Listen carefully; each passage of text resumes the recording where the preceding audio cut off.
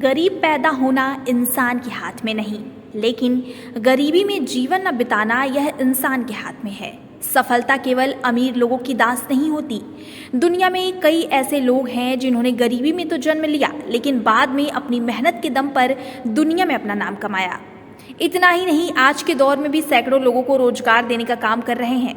आज हम ऐसे ही साधारण शख्स की असाधारण कहानी को लेकर आए हैं, जो अपने दम पर पहले कामयाब चिकित्सक बने और फिर मेडिकल कॉलेज व एजुकेशनल यूनिवर्सिटी की स्थापना कर मशहूर शिक्षाविद का खिताब अपने नाम किया। जी हाँ, हम बात कर रहे हैं जाने माने सर्जन व बरेली इंटरनेशनल यूनिवर्सिटी के कुलाधिपति डॉक्टर केशव कुमार अग्रवाल का। कठिन संघर्षों के दम पर देश में अपना अलग मुकाम बनाने वाले डॉक्टर केशव अग्रवाल को आज यूपी रत्न आत्मनिर्भर अवार्ड 2022 से सम्मानित किया गया है। उन्हें राजधानी के पीडब्ल्यूडी स्थित विश्वेश्वरैया सभागार में आयोजित एक कार्यक्रम के दौरान सम्मान दिया गया। दरअसल भारत की आज़ादी के 75 साल पूरे होने के मौके पर हर तरफ आज़ादी का अमृत महोत्सव मनाया जा रहा है। देश में हर कोई आज़ादी के इस उत्सव को अपने तरीके से मना रहा है। उत्तर प्रदेश की राजधानी लखनऊ में भी आज़ादी के अमृत महोत्सव के अवसर पर यूपी रत्न आत्मनिर्भर अवार्ड 2022 का आयोजन किया गया, जिसमें अपने कार्यों से प्रदेश का नाम रोशन करने वाले 15 विभूतियों को अवार्ड देकर सम्मानित किया गया है। राजधानी के पीडब्ल्यूडी स्थित विश्वेश्वरैया सभागार में यूपी रत्न आत्मनिर्भर अवार्ड 2022 आयोजन के अवसर पर मुख्य अतिथि के तौर पर उत्तर प्रदेश के डिप्टी सीएम ब्रजेश पाठक की पत्नी नम्रता पाठक मुख्य अतिथि के तौर पर मौजूद थी। बरेली इंटरनेशनल यूनिवर्सिटी व #न्यूज के संयुक्त तत्वाधान में आयोजित इस कार्यक्रम की शुरुआत मुख्य अतिथि नम्रता पाठक व बरेली इंटरनेशनल यूनिवर्सिटी के कुलाधिपति डॉक्टर केशव कुमार अग्रवाल ने दीप प्रज्वलित कर की।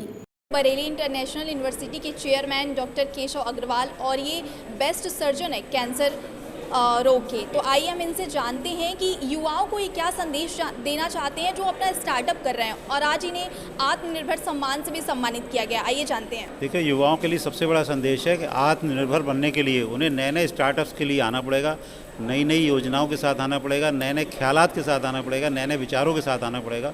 और जब उन विचारों को, उन ख्यालात को या उन अपने अपने जो भी प्रोजेक्ट्स बना रहे हैं, जैसे बच्चों का कई बार आपने देखा हो कि बच्चों के बचपन के अंदर ही इंटरमीडिएट में, हाई स्कूल में प्रोजेक्ट्स बनते हैं, उन्हीं प्रोजेक्ट से नए नए आइडियाज़ बनते हैं।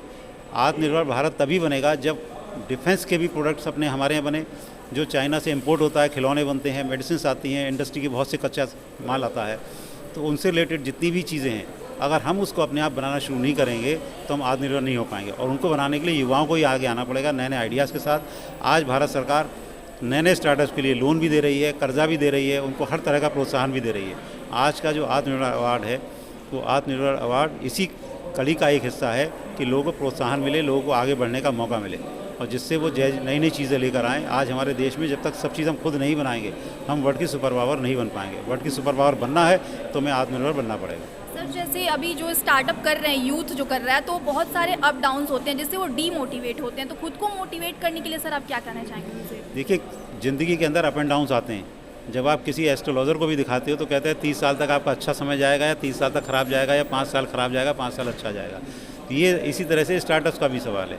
जब आप किसी इंडस्ट्री के अंदर आते हैं तो बहुत सारे चैलेंजेस होते हैं। जब आप शुरू करते हैं तो आपको पैसे की कमी होती है, फिर आप कर्जा लेते हैं तो आपको उसका टेंशन होता है कि हमें कर्जे में उसका इंटरेस्ट देना होगा। लेकिन अगर मेहनत करते रहेंगे, दिल से मेहनत करेंगे, डेडिकेटेड होकर करेंगे और दिन रात मेहनत करेंगे, और मेहनत के अलावा कुछ ना सोचें, उस समय यही सोचें कि मुझे किसी तरह से अपना कर्जा उतारना है, आगे बढ़ना है, प्रोजेक्ट को अट्रैक्टिव बढ़ाना है, तो अपने आप आपके मन में अंदर अच्छे अच्छे विचार आएंगे, अच्छे अच्छे आइडियाज़ आएंगे और आप आगे बढ़ जाएंगे।